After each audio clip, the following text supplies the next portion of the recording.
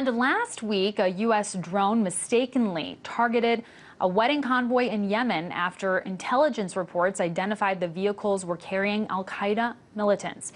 It was a gruesome attack in which more than a dozen people were left dead and 22 injured, with 9 in critical condition.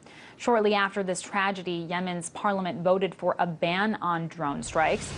And although these headlines quickly spread across the United States and around the world, some are wondering how reaction might have been different if the drone had hit an American wedding instead.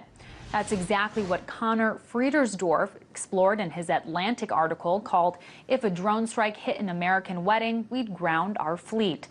In the article, Friedersdorf asks this question: can you imagine the wall-to-wall press coverage, the outrage, and the empathy for the victims that would follow if an American wedding were attacked in this fashion? Or how'd you feel about a foreign power that attacked your wedding?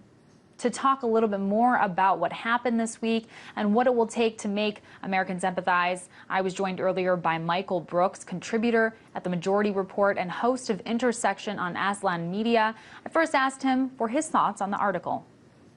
You know, I think obviously if there was a drone strike from a foreign power that hit an American wedding party, or, you know, for that matter, we don't need to go too far away. There was a terrorist attack in the United States on September 11th, right, that we had an incredible reaction to, and not rightfully in terms of our policies, but rightfully that people were upset by this. I think in some ways we could draw an even closer parallel and say that these policies that we're implementing overseas and carelessness with things like drone strikes are affecting American security. They are blowing back. Now, we might not see a direct relationship, but they're definitely there.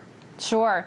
You know, and the author said something that really stuck out to me. He said, even putting Yemenis through the most horrific scene imaginable on their wedding day is but a blip on our media radar, easily eclipsed by a new Beyonce album. You know, while the headlines did get some traction on the internet, we do see it, you know, marginalized by and large by TV media. I mean, what is your sense as to why that is? You know, I think it's almost overdetermined. There's so many different variables, from kind of lack of resources covering overseas news to lack of public engagement on these issues. But I think that what he's getting at that's also really important is we need to broaden our empathy. We need to think much more seriously about what's happening in other parts of the world, obviously, particularly if it's done in our name. And I think, you know, that aspect of kind of projecting outward morally and emotionally, but it's also politically very important. We need to be more sophisticated and engaged in our thinking. So I don't know exactly the specific reason why it's not getting the type of coverage that it should get and deserves to get. Well, going off of what you're saying right now, I wanted to ask you, you know, why you think it is that Americans can't really empathize with innocent foreigners. Why is it so hard for them to do? You know, I don't know if that's a fair, you know, assumption entirely. I actually do think that the more does come out on this program, polls have shifted on it and people are more engaged with it. But I think there's no question that generally the United States is very inward looking, and there isn't this kind of real sense of our footprint on the rest of the world. And that just really remains a problem. And it remains a problem in most countries that project overseas. Sure.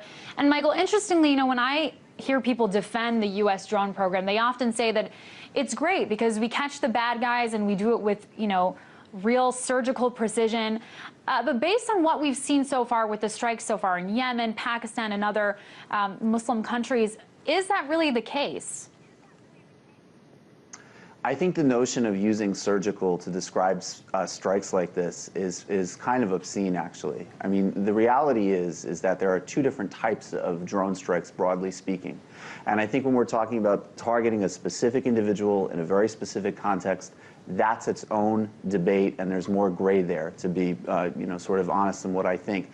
But signature strikes, which I think that's what this strike would fall under, which are based off of behavioral patterning, And it basically means, by definition, we don't even know who we're hitting. We're just saying, if you're in a certain place, if you fit a certain pattern, we're going to hit you. By definition, that's not surgical. By definition, we don't know who we're hitting. And it's really an incredibly problematic way of framing it, given the results. It is problematic, and it's really tragic to see what's happening over there. But I do appreciate you coming on the program and breaking that down. Michael Brooks, contributor at The Majority Report and host of Intersection on Aslan Media. Thank you. Thank you so much.